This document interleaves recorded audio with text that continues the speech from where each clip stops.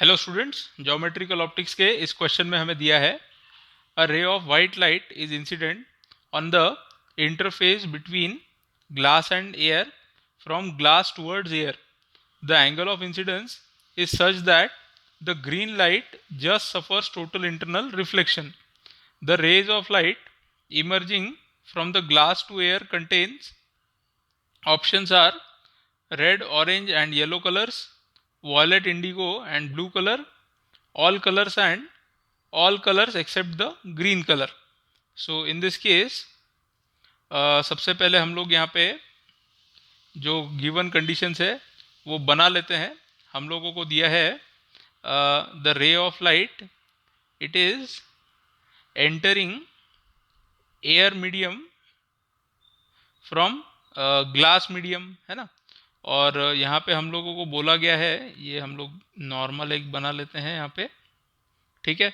और हम लोगों को बोला गया है that when the green light is incident,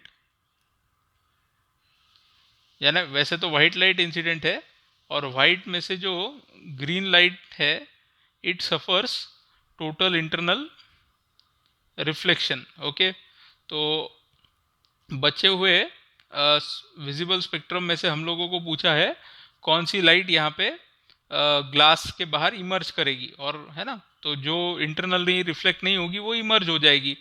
तो अब हम लोगों को पता है दैट जो विजिबल स्पेक्ट्रम होता है हमारा, तो उसके अंदर जैसे जैसे हम वॉयलेट टू रेड कलर की तरफ जाएंगे हमारा वेवलेंथ बढ़ता जाएगा, ठीक है ना. हमारा वेवलेंथ बढ़ता जाएगा, ठीक है. और यहाँ पे अगर हम लोग देखें refractive index of glass with respect to air की हम लोग बात करें तो हमें यहाँ पे लिखता है velocity of light in air upon velocity of light in glass. Okay, तो इस केस में फ्रीक्वेंसी तो सेम ही रहेगी, है ना. तो हमें लिखता है this is equal to lambda air और ये हो जाएगा लैम्बडा ग्लास, बराबर है. तो हम लोगों को यहाँ पे क्लियरली दिख रहा है that wavelength of light in glass, this will be equal to wavelength of light in air upon refractive index of glass with respect to air. So हमें यहाँ से दिखता है refractive wavelength of light in a denser medium is inversely proportional to the refractive index of that medium, बराबर है.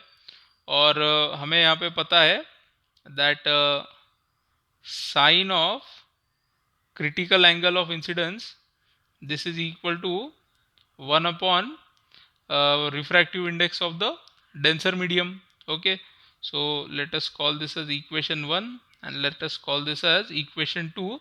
From these two equations हम लोग यहाँ पे देख सकते हैं that the wavelength of the light also is directly proportional to sine of critical angle of incidence.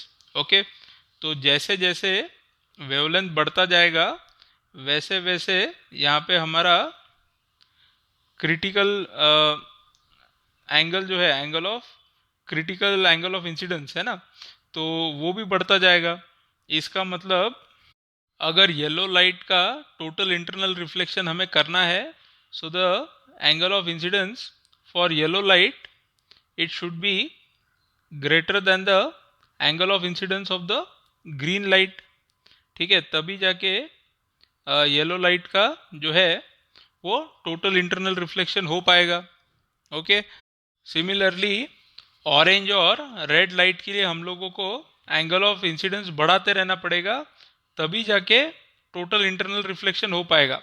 But at the given angle of incidence हम लोगों को यहाँ पे क्लियरली दिख रहा है दैट ब्लू लाइट जो है, ब्लू लाइट का एंगल ऑफ इंसिडेंस जो है that would be less as compare to the critical angle for green light, है ना.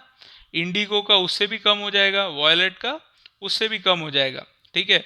तो गिवन एंगल ऑफ इंसिडेंस पे येलो, ऑरेंज और रेड, ये तीन कलर्स ऐसे होंगे कि जो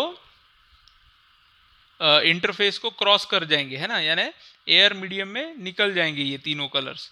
तो हम करेक्ट ऑप्शन हमारा जो हो जाएगा that would B option A, that the ray of the emerging ray of light will contain red, orange and yellow colors. Okay, so A option is the correct choice. I hope everyone has understood this.